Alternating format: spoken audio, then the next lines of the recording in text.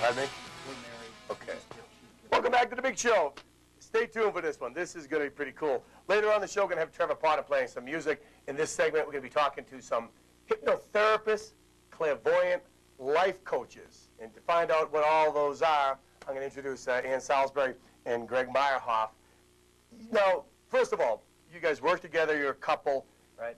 Clairvoyant. What is clairvoyant? What do you do, and how do you indoctrinate that into your practice with your customers and your clients? Well, what we do is we actually read energy. So everything emits energy. You emit energy, a tree emits energy, and what we do is we just read it. We look at it and see what's in there. And we carry our emotional traumas or history in this area around us, which we call energy. Or, for another word, maybe aura. Some people, yes. Okay. So and I know you guys are pet psychics as well, so you can read the aura of a pet. Let's just deal with humans. You're reading the aura of a human, then what do you do, Ann? Well, depending it on their depends what particular the question, symptoms? Yeah, Yeah. it depends what they want us to do. Okay. If they want to know about a health issue, we identify where that is in their system and talk to them about the origins of that so that they can start doing some self-healing, and then when we're ready, we assist them in moving it out. Now, do you use hypnotherapy for that? We can integrate that, or we can just do purely the psychic work. You So know, it depends what people are comfortable with. And we've known each other for a number of years, and I was very interested, excuse me, because I have asthma, and I wanted to go be treated for that, because you've been a hypnotherapist for many, many years. You tell us the process. Say someone goes in, we won't even take asthma, we'll take depression. Oh, yeah, we'll take it, depression. Someone comes to see you guys for depression, and they don't have to see you. You can do it over the phone? Correct. How's it all work, the process? How long does it take? How do they call? I know that we have your phone number on the screen, but give us the process. It depends on the issue and the person. But the process is they just come in, we tell them a little bit about what is hypnosis, so they can feel comfortable with that. And then it's the same, going into a hypnotic state is the same as going to sleep at night. Right. Everybody knows how to do it. Everybody does it every single day of their lives. When you look at the TV and you watch an advertisement, you're being hypnotized. Yeah. Now, when is there somebody, some people that are immune to hypnotherapists, the therapism, Greg? Well, pretty much everybody can be hypnotized because it's the same it's the same energy as when you're going to sleep. You're just into a relaxed state. Or even driving, sometimes you get into that hypnotic state, especially when you're in traffic, coming back from coming from skiing. So everybody can really do it. Some people resist, and if they resist, then there's a little bit of a problem there. But most of the people want to be healed. They want some change, so they're willing to be hypnotized. Yeah, and when they're paying you. Right. Yeah. They're more motivated.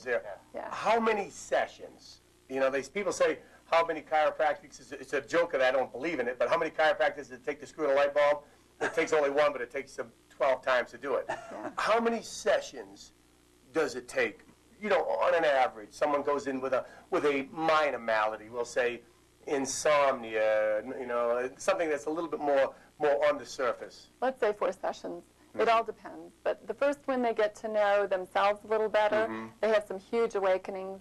Really? And then the second one, they get to go in a little bit more, discover more. And by the 4th session, we've been working with some coaching and helping them integrate it into their life so that they can make a big shift and be happy with it. Well, you know, and I tell you how I heard about you guys. Of course, you and I have known each other for a while, but how I've heard about you, there was a column in the paper about your dog psychic. You can cure recalcitrant curs from antisocial behavior. And that is, you know, that kind of piqued my interest. But I think it's so applicable to the human condition that it's interesting to talk about in this capacity. With dogs, what can you do? What can you cure with a dog? Incessant barking, is that something? Sure. Or if there's a health issue and you don't know what it's really caused from. Right.